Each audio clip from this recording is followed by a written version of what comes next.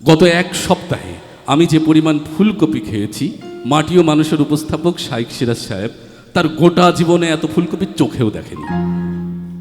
এই গতকাল সন্ধ্যায় মিতুকে বললাম, মিতু আদা দিয়ে একটু লাল চা করে দাও, সর্দি লেগেছে।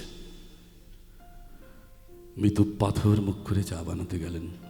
আমি ভয়ে ভয়ে রইলাম, চায়ে আদার বদলে ফুলকপি দিয়ে ফেলে কিনা কে জানে।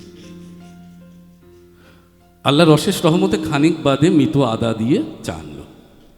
গলাটা একটু কোমল করে বলল, খালি পেটে চা খাবে না, ফুলকপির বড়া ভেজেছি, ওটা খেয়ে তারপর। ও আর একটা প্রশ্ন এখন মনে পড়ছে, এখন কি আছে ফুলকপিতে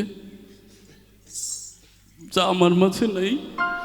আর একটা প্রশ্ন এখন মনে পড়ছে, সত্যি করে বলো তো, আমাকে না জানিয়ে তুমি এখন পর্যন্ত কতগুলো ফুলকপি খেয়েছো, লুকিয়ে লুকিয়ে, গোপনে গোপনে?